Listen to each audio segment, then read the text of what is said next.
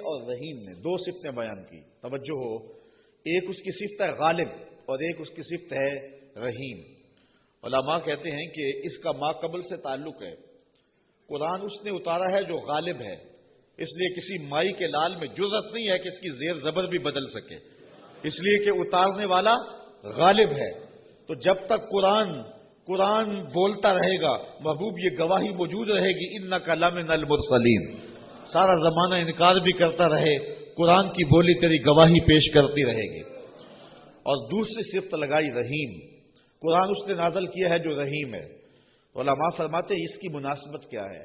کہا کہ اس کے رحیم ہونے کی یہ تھوڑی دلیل ہے کہ رب ہو کے بندوں سے بات کر رہا ہے، اس نے قرآن اتارا ہے اور رب ہو کے بندوں سے ہم کلام ہو رہا ہے اپنے محبوب کی وساطت سے، تو یہ اس کے رحیم ہونے کی دلیل ہے۔ تو یہ اس نے نازل کیا جو غالب بھی ہے، جو رحیم بھی ہے۔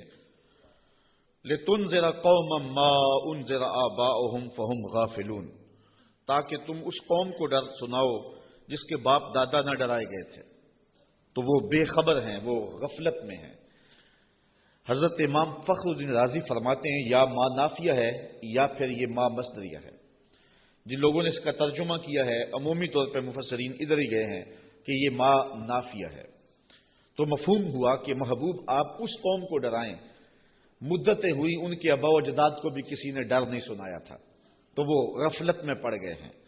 حضرت عیسیٰ علیہ السلام کے اٹھائے جانے اور حضور کے پیدا ہونے کے درمیان 571 سال کا فاصلہ ہے، پھر 40 سال کے بعد حضور نے اعلان نبوت کیا، تو 611 سال ہو گئے تھے کہ قوموں نے وحی کا اجالا نہیں دیکھا تھا، اور اتنی دیر اندھیرے میں رہنے کے بعد اب روشنی ان کو عجیب لگتی تھی۔ طویل مدت اندھیرے میں بیٹھے رہے تو اچانک بجلی آ جائے تو پھر ایک دفعہ آنکھوں پر بوجھ ہوتا ہے، تو جو اتنا عرصہ کفر کے ظلمت قدے میں رہے اور اندھیروں سے نبھا کرنا ان کا مزاج بن گیا اور وہ ان کی فطرت بن گئی، جب وحی کا اجالا چمکا تو وہ انکار تو کریں گے، چونکہ وہ ان کی طبع کے اندر رچ بس گیا ہے اندھیرا۔ تو اب جس طرح چمگادڑ اندھیرے میں رہتی ہے تو سورج چڑھے تو وہ چھپ جاتی ہے، سورج کو دیکھ نہیں پاتی، آنکھیں بند کر لیتی ہے، تو اسی طرح جو لوگ اتنا طویل عرصہ اندھیرے میں رہے تھے، تو اب حضور کی نبوت کا سورج چمکا تو انہوں نے انکار تو کرنا ہی تھا، انہوں نے تو چھپنا ہی تھا، مخالفت تو کرنی تھی، اس لیے کہ اندھیرے کے خوگر بن گئے ہوئے تھے۔ فہم غافلون، تو وہ غافل ہو چکے تھے، ان کی فطرت میں، ان کی طبع میں اور ان کے دل میں راسخ ہو چکے تھے اندھیرے۔ اب ان کو اچنبھا لگتا تھا، روشنی عجیب لگتی تھی ان کو۔ ایک تو ہے اگر یہ ما نافیہ مانے، اور اگر اس ما کو مصدریہ مانے تو پھر اس کا مفہوم یہ ہوگا کہ محبوب آپ ان کو اسی طریقے اور اسی انداز سے ڈر سنائیں جس انداز سے ان کے آباء و اجداد کو ڈر سنایا گیا تھا۔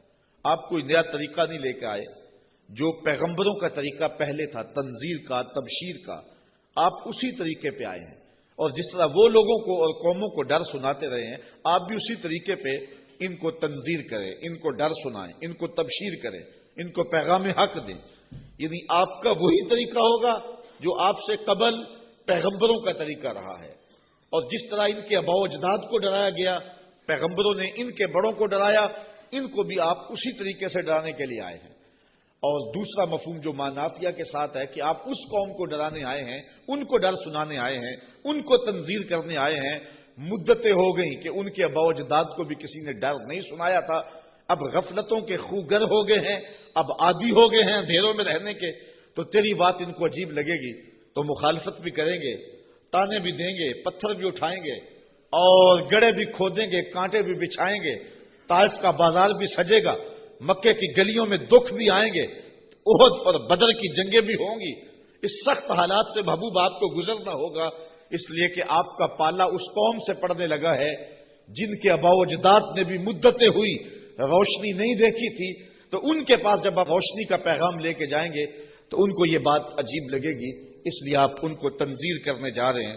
لقد حق القول علی اکثرہم فہم لا یؤمنون، بے شک ان میں اکثر پر بات ثابت ہو چکی ہے کہ وہ ایمان نہیں لائیں گے۔ ابو جہل، ابو لہب، عتبہ عتیبہ اور کئی لوگ ہیں، یہ اتنے راسخ ہو چکے ہیں کفر میں اور ان کے اندر اتنا زنگ چڑھ گیا ہوا ہے کہ محبوب یہ ایمان نہیں لائیں گے۔ آپ گھبرائیں نہیں، اپنے عمل تبلیغ کو جاری رکھیں۔ کٹھن حالات میں آپ روشنی کے دیے روشن کرتے چلے جائیں۔ اندھیرا چھٹتا چلا جائے گا، لیکن اکثر لوگ نہیں مانیں گے، مخالفت کریں گے، کھڑے ہو جائیں گے، مقابلہ کریں گے، بہت کچھ ہوگا۔ محبوب یہ بات طے شدہ ہے کہ آپ کی مخالفت ہوگی اور زیادہ لوگ نہیں مانیں گے۔ انا جعلنا فی اعناقہم اغلالا، ہم ان کے گردن میں، ان کے گلوں میں طوق چڑھا دیے ہوئے۔ حضرت مولا کائنات سیدنا علی المرتضیٰ رضی اللہ تعالیٰ عنہ اپنے ان دونوں ہاتھوں کو یوں جوڑ کر کے اپنی گردن کے نیچے رکھا، تو جب گردن کے نیچے رکھا تو سر اوپر اٹھ گیا، تو فرمایا جس طرح گردن کے نیچے ہاتھ رکھنے سے گردن تن جاتی ہے اور سر اوپر اٹھ جاتا ہے، اللہ نے کافروں کے گلے میں یوں طوق چڑھا دیے ہیں کہ ان کی گردنیں اوپر کو اٹھی ہیں اور وہ چڑھتے ہوئے سورج نبوت کا دیکھ ہی نہیں سکتے ہیں۔ اچھا، آگے لفظ بھی فرمایا فہی الی الاذقان، اور وہ ٹھوڑیوں تک چڑھے ہوئے ہیں۔ فہم مقمحون، مقمحون عربی میں ایسے اونٹ کو کہتے ہیں کہ جس کو کھینچ لیا جائے، جس کی گردن کھینچ لی جائے اور وہ نیچے بھی نہ دیکھ سکے، دائیں بائیں بھی نہ گردن موڑ سکے، آنکھیں تاڑے لگ جائیں اور گردن اوپر کو اٹھی ہو، نیچے سبز چارہ بھی ہو تو اسے دکھائی نہ دے، اس کو کہتے ہیں ایبالن مقمحن، ایسا اونٹ کہ جس کی گردن اٹھی ہوئی ہے۔ اللہ کہتا ہے فہم مقمحون، یہ بھی مقمحون ہیں، ان کی گردنیں بھی اوپر کو اٹھ گئی ہیں، اس لیے محبوب نے کچھ سجائی نہیں دے رہا۔ مزید یہ وَجَعَلْنَا مِن بَيْنِ أَيْدِيهِمْ سَدًّا وَمِن خَلْفِهِمْ سَدًّا، ہم ان کے آگے بھی دیوار کر دی ہے، ان کے پیچھے بھی دیوار کر دی، دو دیواریں چن دی آگے پیچھے۔ فَأَغْشَيْنَاهُمْ، اور پھر ان کے منہ کے اوپر خول چڑھا دیے۔ فَهُمْ لَا يُبْصِرُونَ، تو وہ نہیں دیکھ سکتے۔ مجھے بتاؤ کہ آگے بھی دیوار ہو، پیچھے بھی دیوار ہو، منہ کے اوپر کپڑا خول چڑھا ہوا ہو اور نظر تاڑے لگی ہوئی ہو، گردن اٹھی ہوئی ہو، گلے میں طوق ہو، تو چڑھتا ہوا سورج دکھائی دے گا؟ چمکتا ہوا چاند نظر آئے گا؟ ٹمٹماتے ہوئے ستارے سجھائی دیں گے؟ کہا محبوب ان کی حالت بھی یہ ہے، تیری نبوت کا سورج تو چمک رہا ہے، انہیں دکھائی نہیں دے رہا ہے، اس لیے کہ یہ اس اندھیرے میں پھنس گئے ہوئے ہیں۔ مفسرین نے یہ بھی لکھا ہے کہ کچھ کافر، ابو جہل، نضر بن حارث اور باقی، پتھر لے کے حضور کو مارنے کے لیے، حضور کو اذیت دینے کے لیے گئے تھے، لیکن پھر اس طرح ان کی گردن اٹھ گئی اور ہاتھ ان کے ٹھہر گئے، اور کسی نے دیکھا کہ ایک بیل ہے جو اس کے اوپر حملہ کرنے والا ہے، تو ان کی حالت کو بیان کیا گیا ہے۔ تو اللہ فرماتا اب وہ دیکھ نہیں سکتے۔ وَسَوَاءٌ عَلَيْهِمْ أَأَنذَرْتَهُمْ أَمْ لَمْ تُنذِرْهُمْ لَا يُؤْمِنُونَ، اب برابر ہے کہ آپ ان کو ڈرائیں یا نہ ڈرائیں، یہ ایمان نہیں لائیں گے، اس لیے کہ اندھیرے جم گئے ہوئے ہیں۔ اب یہاں ایک سوال پیدا ہوتا ہے، اور وہ یہ کہ جب اللہ نے ان کو ایسا کر دیا ہوا ہے تو اب اگر ایمان نہیں لاتے ہیں تو پھر ان کا کیا قصور؟ کیونکہ اتنا طویل عرصہ نبی نہیں آئے، پیغمبر نہیں آئے، اندھیروں میں یہ خوگر ہو گئے، تو کہا نہیں ایسی بات نہیں ہے۔ بات یہ ہے کہ پیغمبر جب آئے تو انہوں نے تکذیب کر کے، پیغمبر کی توہین کر کے، نبی رحمت کی تدحیق کر کے، حضور کا انکار کر کے، اذیتیں دے کے اپنے لیے ایسا ماحول پیدا کر دیا کہ اللہ نے پھر ان کے دلوں پہ زنگ چڑھا دیے۔ اب یہ کچھ دیکھ نہیں سکتے، تو یہ نہیں تھا کہ ان کو روشنی دی نہیں گئی تھی، ان کو اجالا فطرتاً بھی دیا گیا تھا، انہوں نے اسے بھی مسخ کر لیا، اور ان کو روشنی پیغمبر رحمت کے ذریعے سے بھی آئی تھی، انہوں نے اس کا بھی انکار کر دیا۔ اب اس حالت میں پہنچ گئے پیغمبر کی توہین کی وجہ سے کہ رب کی غیرت بھی جوش میں آئی، رب نے دیواریں چن دی، اب کچھ دکھائی دے نہیں رہا۔ یار اس سے بڑھ کر کیا بات ہے کہ چاند ٹکڑے ہو کے قدموں میں آئے اور یہ پھر بھی نہ مانے، سورج پلٹ کے عصر کے وقت پہ آئے، یہ پھر بھی نہ مانے، ابو جہل مٹھی میں کنکر لے کے آئے اور کہے آپ اللہ کے رسول بتاؤ میری مٹھی میں کیا ہے، تو حضور بول کے کہیں میں بتاؤں یا جو مٹھی میں وہی بتا دے، تو اب بھی وہ نہ مانے اور کہے ھذا من سحر ابن ابی کبشہ، یہ ابو کبشہ کا جادو ہے جو سر چڑھ کے بول رہا ہے۔ تو یہ ان کے آگے پیچھے دیواریں نہیں ہیں تو اور کیا ہے، ورنہ اتنے واضح دلائل دیکھنے کے باوجود بھی ان کو نظر نہیں آ رہا، یا رشتہ دار بھی ہیں لیکن نظر نہیں آ رہا، پاس بیٹھتے بھی ہیں نظر نہیں آ رہا، اور بلال حبشے سے دیکھ رہا ہے، سلمان کو فارس سے دکھائی دے رہا ہے، اور صہیب کو روم سے نظر آ رہا ہے، کول ہندیاں بھی کہیں اپنا نہ جانے، دل والے آخیا دلدار آ گئے۔ تو یہ اپنی اپنی قسمت کی کہانی ہے۔ تو کہا محبوب آپ ان کو ڈرائیں یا نہ ڈرائیں، یہ ایمان نہیں لائیں گے۔ انما تنذر من اتبع الذکر وخشی الرحمن بالغیب فبشرہ بمغفرۃ واجر کریم۔ اچھا سوال پیدا ہوتا ہے، جب لوگ تو ایمان لائیں گے نہیں، لوگ تو مانیں گے نہیں، انکار پہ انکار کرتے جائیں گے، دل اندھے ہو گئے ہیں، آگے پیچھے اوپر نیچے پردے ہی پردے ہیں، تو پھر تبلیغ کیوں کی جائے؟ تبلیغ عمل جاری کیوں رکھا جائے؟ جب زمین ہی بنجر ہے تو پھر بیج کیوں ڈالا جائے؟ جب زمین ہی جو ہے وہ شور اور کلر ہے تو پھر می برسنے سے ہوگا کیا؟ تو پھر تبلیغ کا عمل رک جانا چاہیے۔ کہا محبوب نہیں، تیرے کرم کا می برستا رہنا چاہیے، تیرے کرم کا می جو ہے وہ ان کے اوپر نازل ہوتا رہنا چاہیے۔ یہ نہیں مانیں گے، ایسے بھی ہیں۔ انما تنذر من اتبع الذکر، محبوب آپ اس کو ڈر سناؤ جو نصیحت کے پیچھے پیچھے چلے۔ ایک وہ ہے جو سنتے نہیں، اور ایک ہے جو جھولیاں پھیلا کے پیچھے پیچھے آ رہے ہیں۔ ایک وہ ہے کہ آپ سناتے ہیں، کانوں میں انگلیاں ٹھونس لیتے ہیں، اگر سنائیں تو پھر بھی ایک کان سے سن کے دوسرے کان سے نکال لیتے ہیں۔ اور ایک وہ بھی ہیں کہ تو پہاڑ کی چوٹی پہ بیٹھا ہے اور محبت والا، آنکھوں میں ظاہری روشنی بھی نہیں رکھتا۔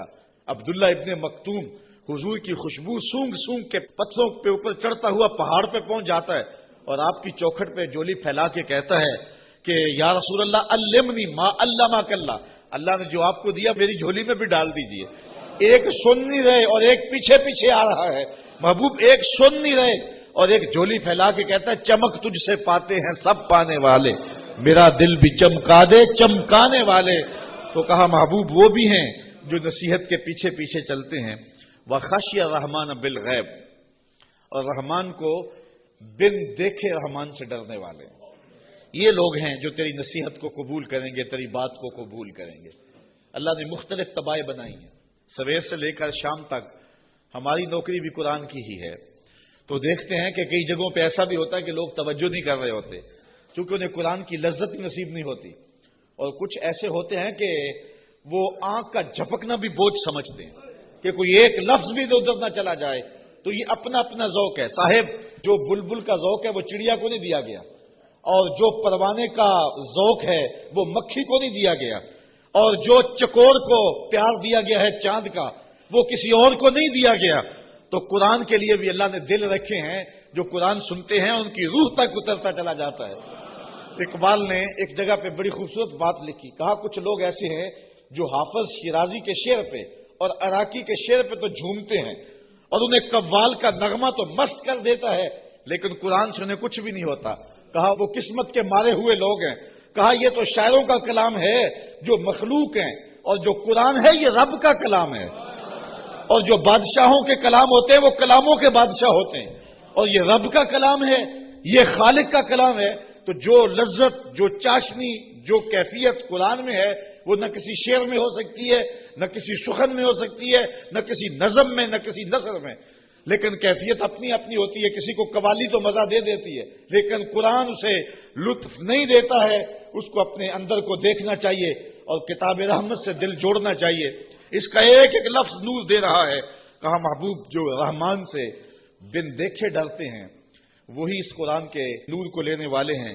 اچھا فبشرہ بمغفرہ، انہیں مغفرت کی بشارت دے دیجئے، انہیں مغفرت کی بشارت دے دیجئے۔ وَأَجْرٍ کریم، یار اجر ہی کافی تھا لفظ، لیکن کریم کی ساتھ صفت لگائی۔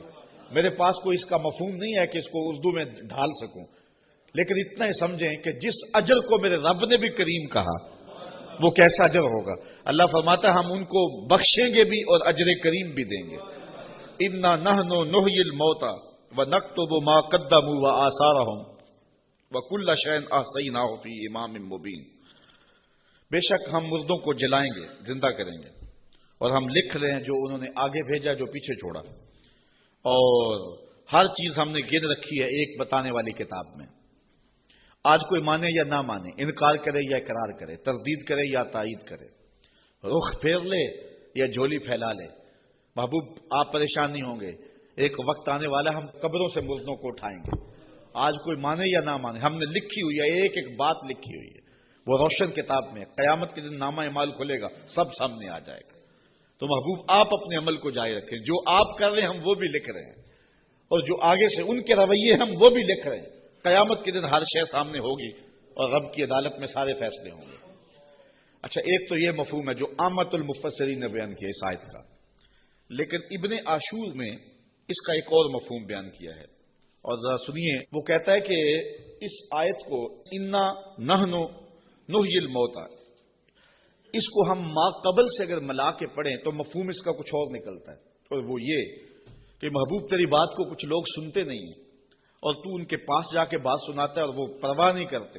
ان کے اوپر نیچے آگے پیچھے زنگ ہیں اور پردے ہیں، لیکن محبوب تیرے کرم کا می برستا رہنا چاہیے. ایک دن آئے گا مردے بھی جی اٹھیں گے. محبوب تیرے کرم کا می برستا رہے، ایک دن آئے گا ان شور اور کلر زمینوں میں بھی پھول کھل اٹھیں گے. اس لیے تو کرم فرماتا رہے اور تو تبلیغ کا عمل جاری رکھ. روزانہ پتھر پہ بھی ایک قطرہ گرے تو ایک دن سوراخ وہاں بھی ہو جاتا ہے. اور محبوب تیری مٹھی بولی جاری رہنی چاہیے. ایک دن زمانہ تیرے کلمے پڑے گا اور پھر فتح مکہ کے دن لوگوں نے دیکھا سب کے لبوں پہ ترانے میرے حضور کے ہی تھے. تو یہ ہے ایک مفہوم. اچھا، یہ بات بیان کرنے کے بعد جو اگلا رکوع ہے، مضمون لمبا نہ ہو جائے لیکن میں کچھ مضمون آپ کے سامنے رکھ دیتا ہوں اختصار کے ساتھ. اللہ نے اپنے محبوب کے غلاموں کو ان کٹھن حالات میں تسلی دی. وَاضْرِبْ لَهُمْ مَثَلًا أَصْحَابَ الْقَرْيَةِ، محبوب انہیں اس شہر والے لوگوں کی کہانی سناؤ. یہ محبوب کے قلب کو اور حضور کے غلاموں کے دل کی تسکین کے لیے اللہ نے کہا، چونکہ کہانیوں کے ساتھ ویسے بھی انسان کا جو رجحان ہے وہ طبعی ہوتا ہے، فطری ہوتا ہے. کہانی کی طرف میلان ایک فطری ہے، انسان کی طبع میں رکھا گیا، شوق سے سنتا ہے.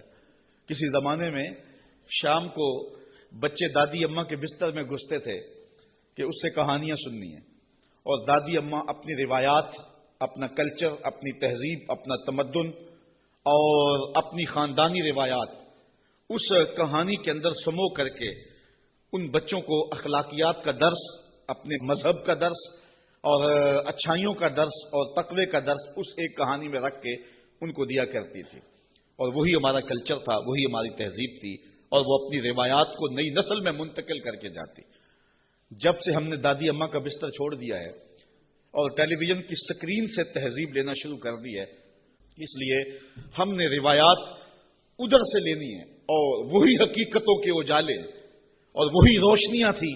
اور آج ہم پتہ نہیں کیا کس کو کلچر قرار دے رہے ہیں. میں 2-4 دن پہلے لاہور میں 4-5 جگہ پہ درس پہ رہا ہوں اور جگہ جگہ کلچر میلے اور کیا کچھ دیکھتا رہا ہوں، تشہیر اس کی. تو میں کہا تھا، جگہ جگہ میں نے کہا یہ ہمارا کلچر نہیں ہے.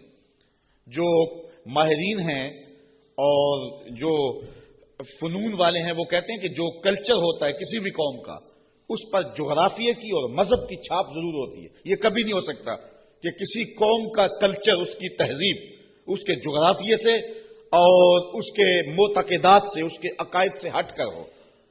تو یہ سالتا پا برہنہ کلچر یہ ہمارا کلچر نہیں ہو سکتا، نہ مشرقی کلچر نہ حجازی کلچر. ہمارا کلچر مغرب کی ہواؤں سے نہیں پھوٹتا، مدینے کی فضاؤں سے پھوٹتا ہے.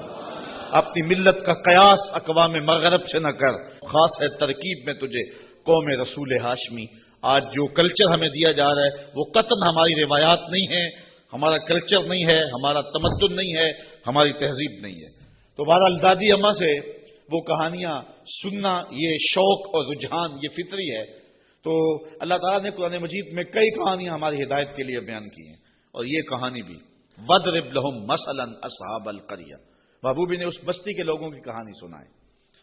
وہ ایک بستی تھی جس کا نام تھا انطاکیہ، اور یہ شام کے غربی علاقے میں واقع ہے.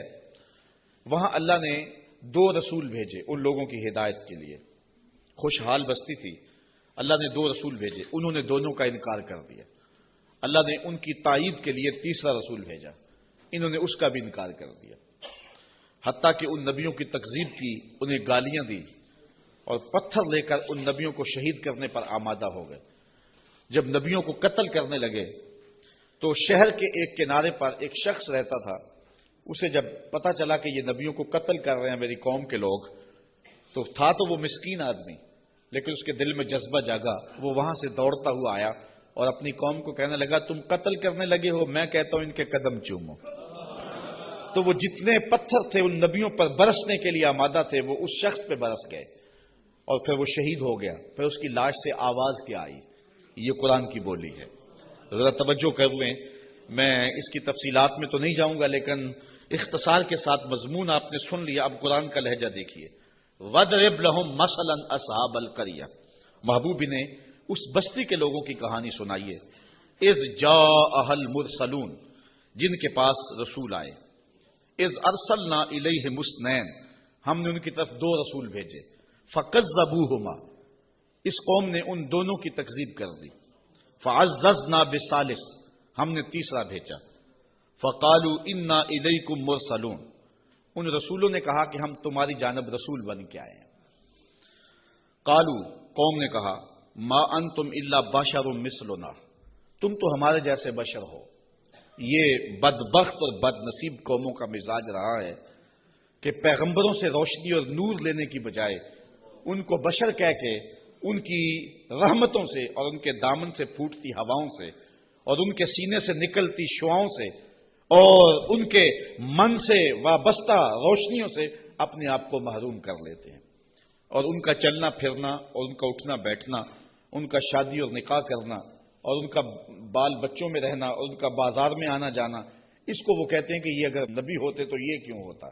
یہ عجیب بات ہے، ان کی عظمتوں کے پہلوؤں کو چھوڑ کے نظر یہاں رکھ دیتے ہیں، حالانکہ یہ بھی انسانیت کے نمونے کے لیے اور ہدایت کے لیے ہوتا ہے۔ یہاں میں بہت لمبی بات نہیں کروں گا، اگرچہ یہ عنوان ایک لمبی گفتگو کا متحمل ہے۔ ایک بات کروں گا کہ اصل بدبختی ہے لوگوں کی، ہمارے بزرگ فرمایا کرتے تھے، تم نے حلیمہ کی بکریوں کے پیچھے پیچھے دیکھا، سدرہ پر جبریل کے آگے آگے نہیں دیکھا۔ بس جو یہاں نظر جما لے تو وہ محروم ہو جاتا ہے، اور جو اس سمت کو دیکھے تو وہ روشنیاں پا جاتا ہے۔ اچھا، دوسری بات، اور اب وہ آپ کی توجہ کے لیے، کہ ایک طرف اس قوم کا رویہ یہ ہے اور کافروں کا یہ مزاج رہا ہے کہ وہ نبیوں کو بشر کہہ کے ان کو رسول ماننے سے انکار کر دیتے، زندہ اور جاوید انسانوں کو، متحرک اور فعال ہستیوں کو، وہ زندہ اور جاوید انسانوں کو بشر کہہ کے نبی ماننے سے، رب کا بھیجا ہوا ماننے سے، رب کا فرستادہ ماننے سے انکار کر دیتے، اور دوسری جانب صنم خانوں کے مردہ پتھروں کو خدا مان لیتے۔ ذرا ان کا تفاوت دیکھیے، نہ مانے تو زندہ اور جاوید انسانوں کو نبی بھی نہ مانے، اور ماننے پہ آ جائیں تو ہاتھوں سے تراشے ہوئے پتھر کے جو ہے وہ بت اور مٹی کے بنے ہوئے مادوں کو خدا بھی مان لیں۔ تو یہ کیا تفاوت ہے کہ ایک طرف یہ نبیوں کو، زندہ اور متحرک انسانوں کو نبی بھی نہ مانے، اور دوسری جانب پتھروں کو خدا بھی مان لیں۔ تو اصل یہ نفسیاتی پرابلم تھا، اور یہ قوموں میں ہر دور میں موجود رہا ہے۔ سادہ سا جواب ہے، یہ لمبی یہاں بھی بحث چاہیے، لیکن سادہ سا جواب ہے کہ صنم خانوں کے مردہ پتھروں کو ماننے میں مفادات پہ زیادہ نہیں پڑتی۔ انسان کی زندگی میں وہ مردہ پتھر اور بت دخل اندازی نہیں کرتے، انسان کی انا پر چوٹ نہیں لگاتے۔ ایک پجاری زانی ہو، شرابی ہو، ڈاکو ہو، جو مرضی کرے، کبھی پتھروں نے بول کے نہیں کہا کہ یہ کیا کر رہے ہو، ہمیں بھی پوچھتے اور یہ کیا رویے رکھے ہوئے۔ ان کی جھوٹی انا کا بت بھی پلتا رہتا اور وہ سجدے بھی کرتے۔ تو بتوں کو ماننے سے ان کو اپنی زندگی بدلنی نہیں پڑتی تھی، اپنے رویے بدلنے نہیں پڑتے تھے، اور ان کی سوچوں پر کوئی پہرا نہیں تھا، ان کے خیالوں پر کوئی قدغن نہیں تھی، طرز حیات پر کوئی دخل نہیں تھا، اس لیے بتوں کو ماننے میں کوئی پریشانی نہیں تھی۔ اور نبیوں کو ماننے کا مقصد یہ تھا کہ سر سے لے کر پاؤں تک زندگی کے ایک ایک لمحے کو، معاشرت سے لے کر کے نجی زندگی سے لے کے سیاسی زندگی تک سب کچھ بدلنا پڑتا تھا، اور اپنی خواہشات کے جنازے کندھوں پہ اٹھا کے دفن کرنے کے بعد پھر نبیوں کے قدم چومنے پڑتے تھے۔ اس لیے نبیوں کو ماننے میں پرابلم تھا اور بتوں کو ماننے میں کوئی پرابلم نہیں تھا، اس لیے کہ بتوں کو ماننے میں کوئی مفادات پہ زیادتی نہیں پڑتی تھی، اور نبیوں کو ماننے کا مقصد یہ تھا پھر اپنی خواہش چھوڑنی پڑتی تھی۔ تیرے ہندیاں سندیاں محبوبہ، میں کافر ہوا جے میں ہوا، پھر تو اپنا آپ چھوڑنا پڑتا تھا نا۔ اس لیے وہ انسانوں کو نبی ماننے کے لیے تیار نہیں تھے اور پتھروں کو خدا ماننے کے لیے آمادہ ہو جاتے۔ آج بھی یہ نفسیات ہمارے اندر بھی پائے جاتے ہیں۔ ایک شخص 70 سال حدیث رسول پڑھاتا رہا، 80 سال اس نے قرآن کی نوکری کی، تو لوگ اس کے گرد اتنی تعداد میں جمع نہیں ہوتے، اور ایک بندہ دونی رما کے تموڑی شاہ بیٹھ جاتا ہے اور ساری قوم اس نانگے کے پیچھے بھاگ جاتی ہے، تو کچھ لوگ کہتے ہیں کہ پتہ نہیں اس میں کمال کیا ہے، کرنٹ کیا ہے۔ صاحب بات کرنٹ کی نہیں ہے، مفادات پہ زد نہیں پڑتی، اور اس شخص کے پاس آنا ہے تو زندگی بدلنی پڑتی ہے۔ اس لیے ان مردوں کو ماننے میں حرج نہیں ہے، اور ان فعال اور زندوں کو ماننے میں اپنی خواہشات کا جنازہ اٹھانا پڑتا ہے۔ لہذا انسان کا رجحان ادھر نہیں ہوتا ہے، انسان کا رجحان ادھر ہوتا ہے۔ یہ ایک انسان کی فطرت ہے۔ اس بات کو سمجھانے کے لیے میں آپ کو ایک بات سناؤں گا۔ میرا ایک دوست ہے پرانا، تو بچپن میں جن سے تعلق رہا ہو تو وہ کم ہی کسی کے لیے اعتقاد کا رشتہ رکھتے ہیں، لیکن یہ اللہ کا فضل ہے کہ میرے لیے اس کے دل میں بڑی محبت، حتیٰ کہ میرے ساتھ اس کا روحانی تعلق بھی ہے۔ تو اس کا ایک دوسرا دوست ہے، اور وہ میرا بھی دوست، اور وہ بہت زیادہ پڑھ لکھ بھی گیا ہے اس کی طرح۔ تو اس نے کہا یار دیکھ، میں بھی ایک اعلیٰ منصب پہ ہوں اور حضور کی سنت چہرے پہ ہے، تو تیرے دل کے اندر بھی اس شخص کے لیے محبتوں کے جذبے ہیں، تو تو بھی میری طرح اس شخص کے ساتھ اپنا باطن کا تعلق قائم کیوں نہیں کر لیتا؟ یہ ایک مرید کے دل میں خواہش ہوتی ہے کہ دوسرا شخص بھی میرے پیر سے وابستہ ہو جائے۔ اس فطری خواہش کے تحت اس نے اس کو دعوت پیش کی۔ تو اس نے جو جواب دیا، وہ جواب اس آیت کے مفہوم کو سمجھنے میں مدد دے گا۔ اس نے کہا کہ میں کبھی کبھی اس کی تقریر سنوں تو یار میں حساس سا آدمی ہوں، رات کو سو نہیں سکتا، تو جس کی تقریریں مجھے سونے نہیں دیتی، اگر میں اس سے تعلق جوڑ لیا وہ تو مجھے زندہ مار دے گا۔ اس لیے مجھے تو پیر ایسا چاہیے کہ جو سراہنے کے نیچے رکھ کے آرام سے سو بھی سکوں، اور جس کو چاہوں تو لپیٹ کے جیب میں ڈال بھی سکوں، اس کے ساتھ تعلق کا یہ رشتہ مجھ سے تو نہیں نبھایا جائے گا۔ تو انسان چاہتا ہے، انسان کی طبع ہے، انسان کی فطرت ہے، جہاں مفادات پہ زد نہ پڑتی ہو تو لوگ وہاں دوڑتے ہیں، اور جہاں مفادات پہ زد ہوتی ہو، جہاں اپنا بدلنا ہوتا ہے، وہاں صائب فکر کے لوگ ہی جاتے ہیں۔ وہ تھوڑے بھی ہوں، زیادہ بھی ہوں، اس سے غرض نہیں ہے، لیکن ہوتے صائب ہیں۔ تو ان کافروں کا مزاج یہ تھا کہ پیغمبروں کی یہ کہہ کے تکذیب کر دی کہ تم تو بشر ہو، اور صنم خانوں کے مردہ پتھروں کو خدا ماننے لگ جاتے۔ وما انزل الرحمن من شیء، کہنے لگے تمہارے اوپر رحمان نے کچھ نہیں اتارا۔ ان انتم الا تکذبون، تم تو معاذ اللہ جھوٹ بولتے ہو۔ گالیاں دی، برا بھلا کہا، تکذیب کی نسبت کر دی۔ اچھا، جو شریف آدمی ہوتا ہے اس کا بھی اپنا مزاج ہوتا ہے۔ شریف آدمی سے کوئی الجھ بھی پڑے تو وہ اپنی شرافت کے دائرے سے نیچے نہیں آ سکتا۔ وہ کسی کو گالی بھی دے تو وہ بھی شائستہ انداز کے اندر اس کو سخت لفظ نہیں دیتا، چونکہ اس کی زبان متحمل نہیں ہوتی سخت لفظ کی۔ وہ شیخ سعدی نے لکھا ہے کہ ایک شخص کو کتے نے کاٹ لیا، تو وہ رات کو کرا رہا تھا، تو اس کی ایک چھوٹی سی بیٹی تھی، تو اس نے دیکھا کہ بار بار میرا باپ اٹھ کے کرا رہا ہے، تو اس نے غصے سے کہا، جب باپ چپ ہی نہیں کر رہا تھا، کرائے جا رہا تھا، کہا بابا بابا تو دندا نہ داری، تجھے کتے نے جب کاٹا تھا تو تیرے دانت نہیں تھے؟ اس نے کہا پتر جب کتا کاٹے تو کتے کو آگے سے کاٹا نہیں جاتا۔ تو جو شریف آدمی ہوتا ہے وہ گالی کا متحمل نہیں ہوتا، اور کوئی سخت لفظ بھی کہے تو اس کو بھی تول کے بولتا ہے۔ اب ان کافروں نے تو گالیاں دی، پیغمبروں کو برا کہا، تکذیب کر دی۔ پیغمبروں نے جواب کیا دیا، ذرا سنیں اور زندگی کا حسن دیکھیں اور اچھے لوگوں کی عادات دیکھیں۔ اللہ اکبر۔ تو ان پیغمبروں نے کہا قالوا ربنا یعلم انا الیکم لمرسلون، ہمارا رب جانتا ہم رسول ہیں۔ ایک تو بات یہ، اور دوسری بات تو مانو نہ مانو تمہاری ضرورت بھی نہیں ہے، جب ہمارا رب جانتا ہے کہ ہم رسول ہیں۔ یہاں بات سمجھانے کے لیے مجھے پھر ایک مثال دینا پڑے گی۔ اوچ شریف سے بزرگ تشریف لائے راول پنڈی، تو علاقہ بھر کے جو سادات تھے وہ اپنے اپنے شجرے لے کر کے تصدیق کے لیے ان کے پاس پہنچے، چونکہ یہ جد امجد ہیں سادات کے۔ تو پیر میر علی شاہ صاحب نہیں گئے، تو کسی نے پیر صاحب سے کہا کہ حضرت سارا زمانہ آیا ہے اور اپنے شجروں کی تصدیق کروائی ہے، آپ نہیں گئے؟ تو پیر میر علی شاہ رحمۃ اللہ تعالی علیہ فرمانے لگے کہ میں وادی ہمراہ میں تھا، میری عصر کی سنتیں قضا ہو گئی، سویا تو حضور خواب میں ملے، اور آقا کریم نے فرمایا سید ہو کے عصر کی سنتیں چھوڑتے ہو؟ تو کہا میرے لیے یہ سند ہی کافی ہے کہ حضور نے کہہ دیا سید ہو کے عصر کی سنتیں چھوڑتے ہو، جب حضور نے سید کہہ دیا اب مجھے کسی اور کی تصدیق کی لوڑ ہی نہیں ہے۔ تو کہا تم مانو نہ مانو ہمارا رب کہتا ہے کہ ہم رسول ہیں، یہی سند کافی ہے کہ ہمارا رب کہہ رہا ہے کہ ہمیں رسول ہے۔ اچھا، اگر آپ کی توجہ ہو تو اس سے ایک اور بات میں آپ کے سامنے رکھنا چاہوں گا، جو سچا آدمی ہوتا ہے اس کی طبع کے اندر ایک اطمینان ہوتا ہے، اور جو جھوٹا آدمی ہوتا ہے اس کو کبھی بھی سکون نہیں ملتا، وہ سیاست کے روپ میں ہو، وہ مشائخ کے روپ میں ہو، وہ عالم کے روپ میں ہو، وہ کسی اور بھی روپ میں ہو، اس نے ایک جماعت رکھی ہوتی ہے اپنی تعریف و توصیف کروانے والی، بھنڈ قسم کے لوگ اس کے ساتھ ہوتے ہیں جو زمین سے آسمان تک اس کو اٹھا کے لے جاتے ہیں۔ چونکہ بڑا تعلق مذہبی طبقے سے ہے، ہم دیکھتے ہیں کہ بعض لوگوں کو انہوں نے اپنے ساتھ بھنڈ قسم کے مولوی رکھے ہوئے ہوتے ہیں جو انہیں قطب زماں تو غوث زماں پتہ نہیں کیا کیا کہہ رہے ہوتے ہیں، لیکن ہم ان لوگوں کے چہروں پہ دیکھتے ہیں ان کے اندر چور بول رہا ہوتا ہے۔ اور اسی طرح جس طرح جھوٹا آدمی اس کا سارا زمانہ بھی تعریف کرے تو اسے تو پتہ ہوتا ہے، تو وہ اندر جو ضمیر ہے اس کا ملامت کرتا ہے، اور اس کی پیشانی پہ کچھ لکھا ہوتا ہے جو بصیرت والے لوگ پڑھتے ہیں۔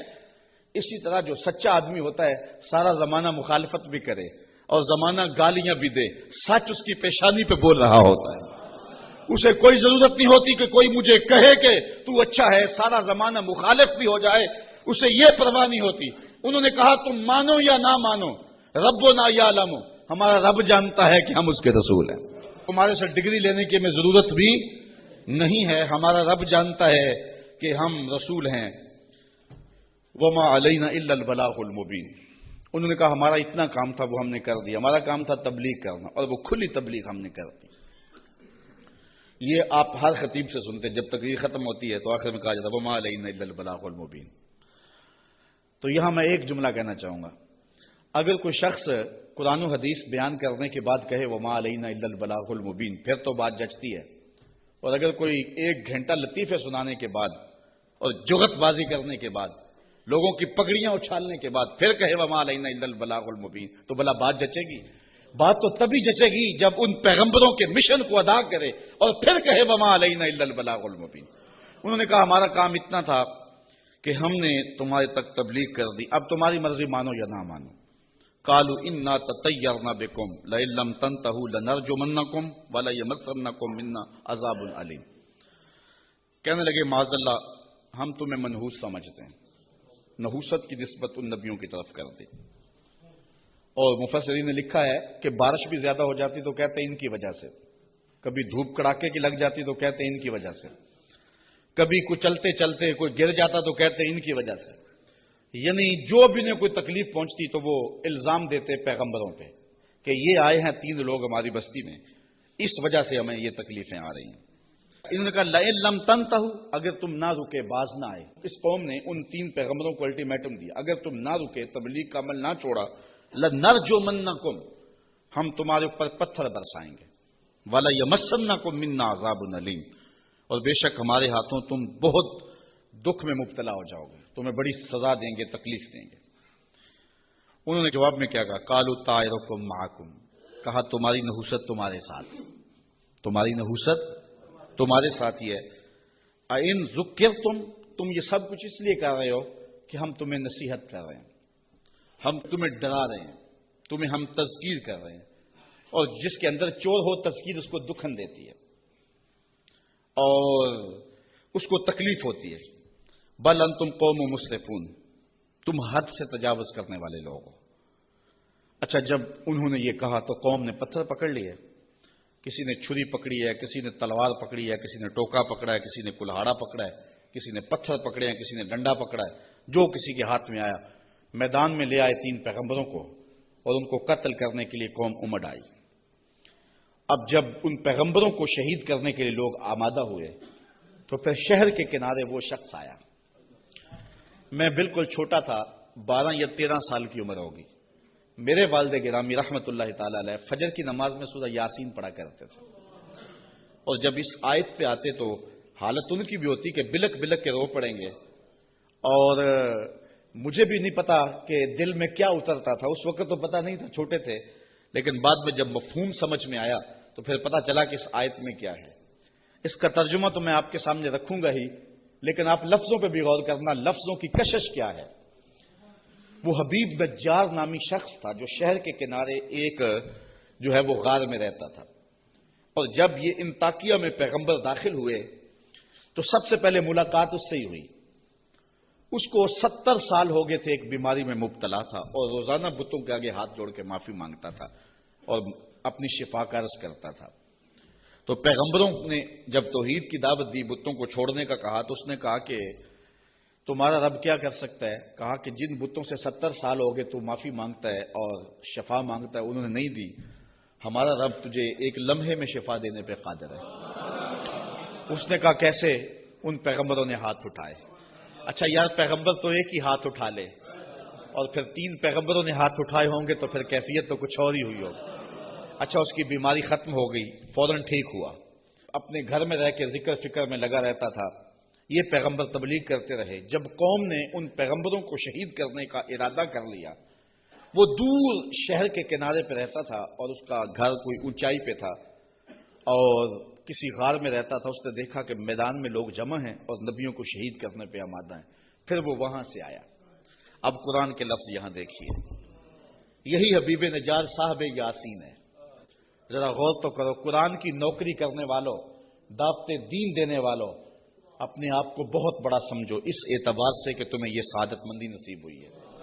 اللہ نے کس اہتمام سے شخص کا ذکر کیا۔ پھر کیا ہوا؟ وَجَاءَ مِنْ أَقْصَى الْمَدِينَةِ رَجُلٌ يَسْعَىٰ، شہر کے پرلے کنارے سے ایک مرد دوڑتا ہوا آیا۔ یار وہ کیسا مرد تھا جس کو رب نے بھی مرد کہہ کے پکارا، وہ جس کو رب نے بھی مرد کہہ کے پکارا، کیونکہ سارا ماحول مخالفت میں ہے اور وہ واقعی مرد تھا، اکیلا آ گیا۔ وَجَاءَ مِنْ أَقْصَى الْمَدِينَةِ رَجُلٌ يَسْعَىٰ، شہر کے پرلے کنارے سے ایک مرد دوڑتا ہوا آیا۔ قَالَ يَا قَوْمِ اتَّبِعُوا الْمُرْسَلِينَ، کہا میری قوم رسولوں کی اتباع کرو، ان کی مخالفت نہ کرو۔ ان کو پتھر مارنے لگے ہو، میں کہتا ہوں ان کے قدم چومو۔ اتَّبِعُوا مَن لَّا يَسْأَلُكُمْ أَجْرًا وَهُم مُّهْتَدُونَ، ایسوں کی پیروی کرو جو تم سے کچھ مانگتے بھی نہیں اور ہیں بھی سیدھی راہ پہ۔ تو مفسرین فرماتے ہیں پیروی اس کی کرنی چاہیے جس میں 2 کوالٹیاں ہوں، ایک لالچ مزاج نہ ہو اور دوسرا سیدھی راہ کا مسافر۔ ایک بندہ سیدھی راہ پہ ہے لیکن اپنے حرف بھی بیچتا ہے اور لفظ بھی بیچتا ہے، قرآن کی آیتیں بھی بیچتا ہے اور حدیث رسول کے ایک ایک کلمے کو بیچتا ہے، تو اس سے آپ ہدایت نہیں لے سکتے۔ وہ ہدایت پہ ہے، وہ بات سچی کر رہا ہے، قرآن کی کر رہا ہے، حدیث کی کر رہا ہے، لیکن وہ لالچی مزاج کبھی بھی تمہیں کسی موقع پہ بھی بیچ دے گا، تمہاری راستہ خراب کر دے گا۔ اس شخص کے پیچھے نہ چلو جو طبعاً لالچی ہے اور وہ تمہیں خراب کرے گا۔ اور دوسرا وہ کہ ہدایت یافتہ بھی ہو۔ اگر کوئی بندہ ہدایت یافتہ نہیں ہے لیکن بے غرض تبلیغ کرتا ہے تو آپ کہتے ہیں یار یہ تو مانگتے کچھ نہیں ہے۔ اچھا تم سے تو کچھ نہیں مانگتا، امریکہ سے تو ڈالر لیے ہوئے ہیں، اس لیے اس کے بھی پیچھے نہ چلو جو ہدایت پہ نہ ہو۔ 2 شرطیں قرآن نے بیان کی ہے، ایک ہدایت پہ ہو اور دوسرا تم سے طلب کچھ نہ کرتا ہو۔ مجھے معاف کرنا، میں پہلے بڑا ماتوب ہوں، لیکن آج جو قیامت توڑی جا رہی ہے، چاہے نعت خوانوں کے روپ میں ہو یا علماء کے روپ میں ہو، یہ جو پہلے ایڈوانس لیے جاتے ہیں اور بعد میں نذرانے وصول کیے جاتے ہیں، اور یہ کیا کیا ریٹ مقرر ہوئے ہیں، یہ کس دین کی کہانی ہے؟ نہ یہ قرآن میں ہے، نہ حدیث میں ہے، نہ رسول کریم کا یہ طریقہ ہے۔ میں قرآن کی کہانی آپ کے سامنے رکھ رہا ہوں۔ اتبعوا من لا یسألکم اجرا، اس کے پیچھے چلو جو تم سے مانگتا کچھ نہ ہو، وہم مہتدون، اور وہ ہدایت والے بھی ہوں۔ یہ اس حبیب نجار نے اپنی قوم سے کہا۔ تبلیغ کا ایک طریقہ بھی دیکھیے، آج حکمت سے بات کرنے کو لوگ بزدلی کہتے ہیں یہ بزدل ہے، یہ گالیاں نہیں دیتا، یہ کمزور آدمی ہے، اس لیے وہ کسی پہ اٹیک نہیں کرتا، جبکہ تبلیغ کی حکمت کو کبھی بھی ہاتھ سے نہیں جانے دینا چاہیے۔ مجھے بتاؤ کہ سارا مجمع مخالف ہے اور سارا زمانہ دشمن ہے، اور جو اکیلا ہی اپنی غار سے نکل کے آیا وہ بزدل تھا یا دلیر تھا؟ قرآن نے بھی اس کو مرد کہا ہے نا، لیکن اس کا تبلیغ کا سٹائل دیکھیے۔ اس نے یہ نہیں کہا کیوں نہیں مانتے، اس نے بھی تبلیغ کا سٹائل یہ دیا، کہا میں اس کو کیوں نہ پوجوں جس نے مجھے پیدا کیا۔ دیکھو تبلیغ کا مقصد اگلے کو سوچنے کا موقع بھی دینا ہے۔ اگر اس پہ اٹیک کر دیا جائے، کسی کو پتھر مارنے، پھر اس کو بات نہیں آپ سنا سکتے۔ تو اگر وہ کہتا نا حبیب نجار کہ تم کیوں نہیں مانتے اس کو جس نے تمہیں پیدا کیا ہے، تو وہ ہاتھ میں پتھر تو پہلے پکڑے ہوئے تھے، فوراً برس جاتے، تبلیغ کا موقع ہی نہ ملتا۔ اس نے یہ بات اپنے اوپر کہی اور سوچنے کا موقع ان کو دیا، کہا میں اس کو کیوں نہ پوجوں جس نے مجھے پیدا کیا۔ تو سوچنے کا موقع ہے نا کہ ہم اس کو کیوں نہ پوجے جس نے ہمیں پیدا کیا. پھر کہا وَإِلَيْهِ تُرْجَعُونَ، تم نے پلٹ کے بھی اس کے پاس جانا ہے. پھر مخاطبہ ہو گیا. آگے دیکھیے، أَتَّخِذُ مِن دُونِهِ آلِهَةً، کیا میں اسے معبود بناؤں اللہ کے سوا؟ إِن يُرِدْنِ الرَّحْمَنُ بِضُرٍّ لَا تُغْنِ عَنِّي شَفَاعَتُهُمْ شَيْئًا، اگر رحمان میرا کچھ برا چاہے تو ان کی سفارش میرے کچھ کام نہ آئے. وَلَا يُنْقِذُونَ، اور نہ وہ مجھے بچا سکیں. إِنِّي إِذًا لَّفِي ضَلَالٍ مُّبِينٍ، اگر میں ایسا کروں پھر تو کھلی گمراہی میں ہوں. سب کچھ اپنے اوپر اس نے کہا. اگر ایسا کروں میں نہ مانوں تو پھر، حالانکہ وہ تو مانتا تھا لیکن اس نے بات اپنے پہ رکھی اور انہیں سوچنے کا موقع فراہم کیا. بہرحال حجت پوری کر لی. مبلغ کا کام تبلیغ حکمت سے کر لینا. اب کسی کی قسمت ہو مان لے، کسی کی قسمت ہو نہ مانے. جب یہ ساری بات اس نے کر لی پھر اس نے کہا انی آمنت بربکم فاسمعون، میں تمہارے رب پہ ایمان لایا ہوں، سن لو. ایمان تو وہ پہلے لا چکا تھا، اب اس نے اپنے ایمان کا اعلان کیا پورے شہر میں. انی آمنت بربکم، میں تمہارے رب پہ ایمان لایا. مفسرین نے اس پہ بھی بات کی ہے، بے ربی کیوں نہیں کہا؟ گویا یہ ان کے عقیدے پہ قدغن لگائی کہ تم غلط ہو، تم مانو نہ مانو رب تمہارا بھی رب بھی ہے، اس لیے میں تمہارے رب پہ ایمان لاتا ہوں. فاسمعون، سن لو. اچھا، جب اس نے یہ بات کہی نا تو وہ جتنے بھی پتھر نبیوں پہ برسنے پہ آمادہ تھے سارے اس پہ برس گئے. مفسرین نے بہت کچھ لکھا ہے. گڑھا کھود کے اس کے اندر ڈال کر کے اوپر سے ملبہ انڈھیل دیا. ایک روایت ہے کہ پتھر مار مار کے انہیں شہید کر دیا. ایک روایت یہ ہے کہ آرا رکھ کے سر سے پاؤں تک چیر دیا گیا، اور بھی جو بھی ان کے پاس ہو سکا انہوں نے اس کو شہید کر دیا. پتھر مار رہے ہیں اس کے بدن کو. اب جب اس کی روح بدن کو چھوڑ رہی ہے، اب قرآن کا سٹائل دیکھیے، انداز دیکھیے. کی لدخل الجنہ، رب نے 8 دروازے کھول کے کہا جس دروازے سے آنا چاہتا ہے آ جا. جنت کے 8 دروازے میرے بندے تیرے لیے کھلے ہوئے. کیلا، اسے کہا گیا ادخل الجنہ، جنت میں آ جا. خوشبوئیں آ رہی ہیں جنت کی. حوریں جو ہیں وہ پھول لیے کھڑی ہیں، غلمان حاضر ہیں. اچھا، یہاں میں ایک بات کہنا چاہتا ہوں یار. وہ کسی نے کہا کہ مزہ تو مرندہ تب آئے کہ جب محبوب کے قدموں میں ہوں.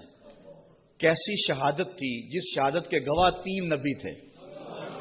کیسا شہید تھا جس کی شہادت کے گواہ 3 پیغمبر تھے، اور پھر تبلیغ کرتے ہوئے شہید ہوا. اور پھر کتنا خوش نصیب ہے جس کو رب بھی کہہ رہا ہے جی آیا نو، جس کو رب بھی کہہ رہا ہے خوش آمدید، جنت کے دروازے کھلے ہیں. کی لدخل الجنہ، جنت میں آ جا. اچھا، یہ تو اللہ کی طرف سے ناز برداریاں تھی اپنے بندے کو. اب جو اس کی کیفیت تھی، حضرت عبداللہ ابن عباس کہتے ہیں کہ جب اس حبیب نجار کو لوگ پتھر مار رہے تھے اور اس کی روح نکل رہی تھی اور وہ ساتھ بولتا کہہ رہا تھا مالک میری قوم کو ہدایت دے دے، انہیں پتہ نہیں ہے اس لیے مجھے مار رہی. انہیں کیا پتا کہ پیغمبروں کی اتباع کتنی بڑی دولت ہے. مالک ان کو ہدایت دے دے. اب جب اس کی روح پرواز کر گئی، اللہ نے جنت کے دروازے کھول دیے، تو پھر کیا ہوا؟ اب ان لفظوں پہ قربان ہونے کو جی چاہتا ہے.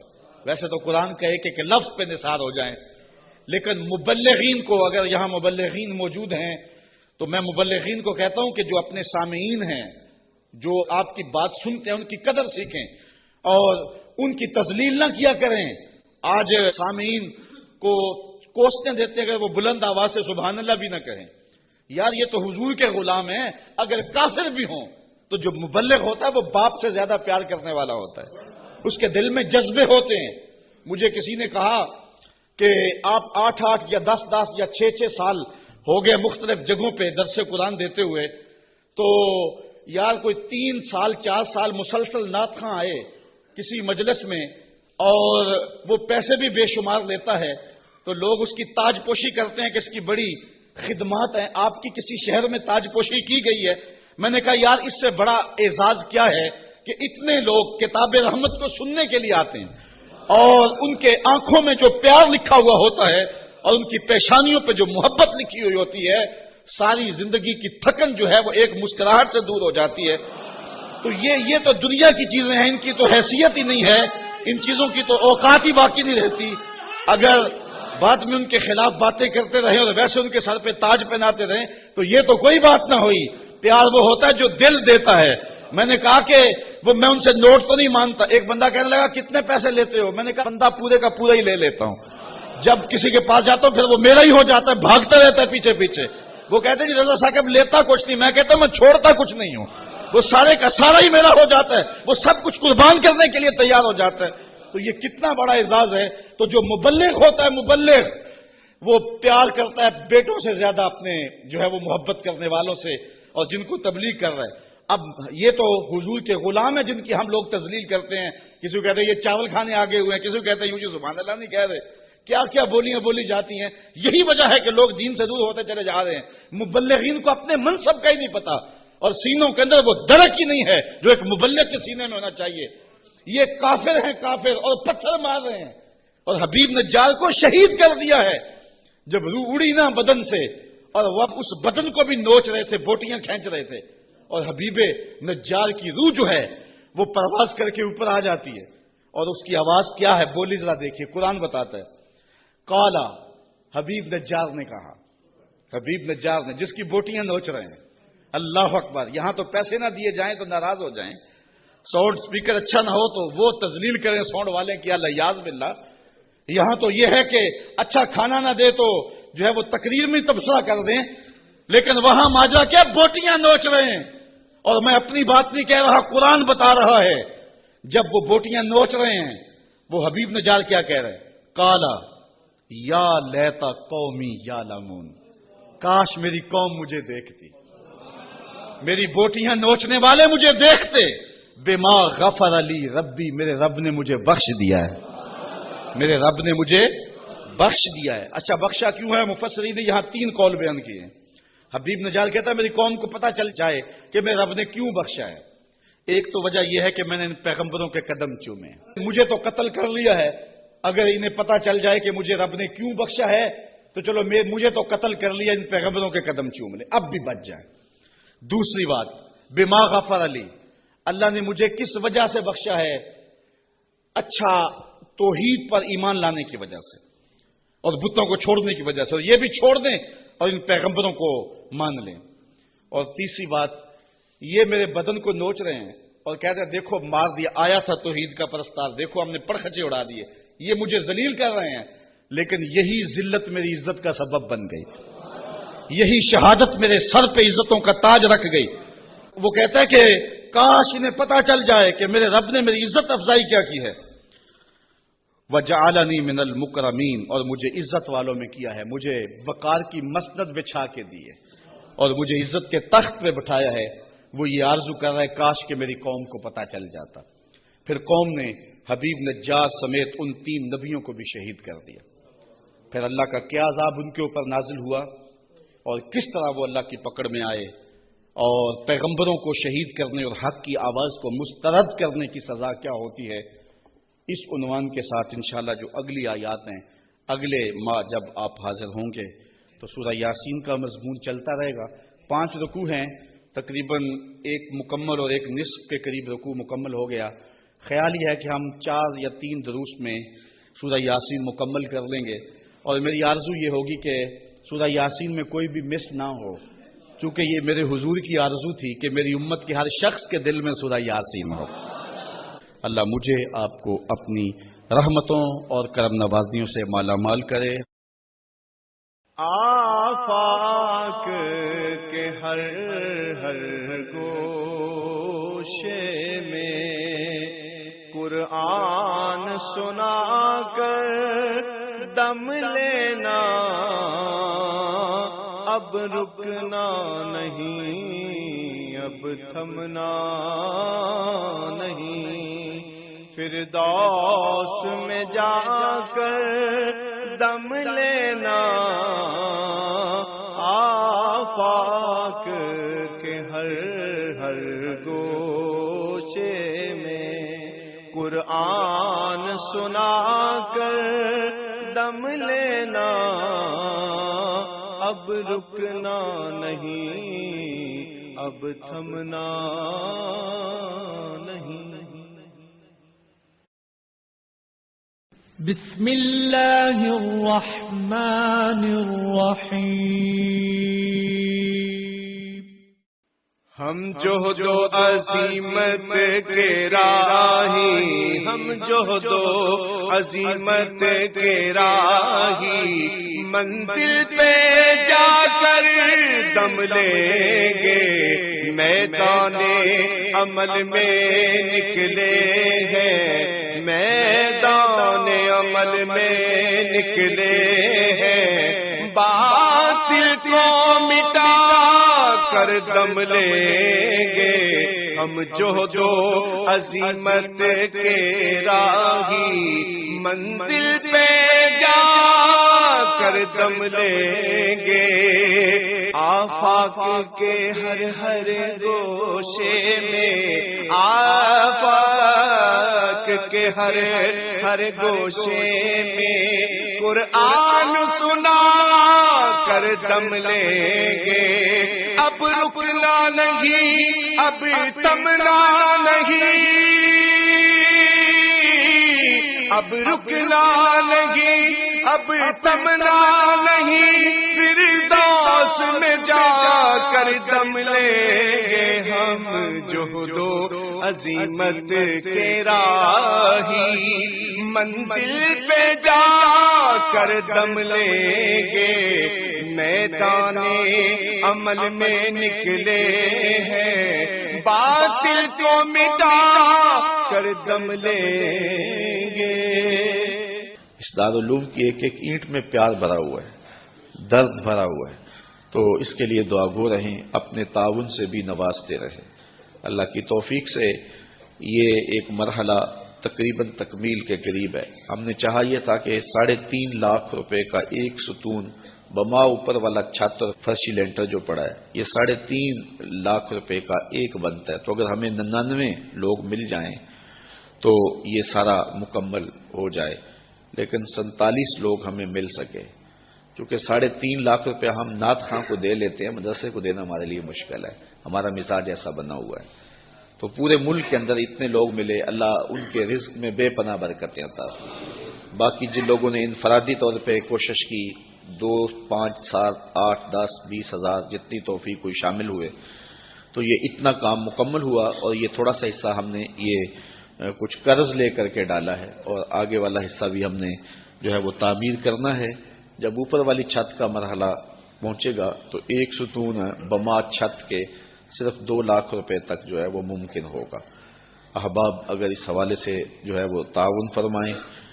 جامعۃ المصطفیٰ کے جو ماہانہ اخراجات ہیں اس سلسلے کے اندر باہر سے معاونت فارم اگر وصول کر لیں، ایک بچے کا اوسط خرچہ تقریباً 1200 سے 1500 روپے تک ہے۔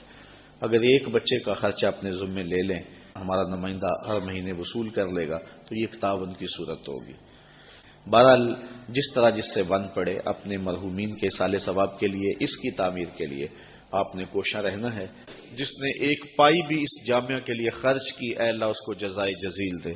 جس نے گزرتے ہوئے پیار کی نظر سے دیکھ بھی لیا، اس کو بھی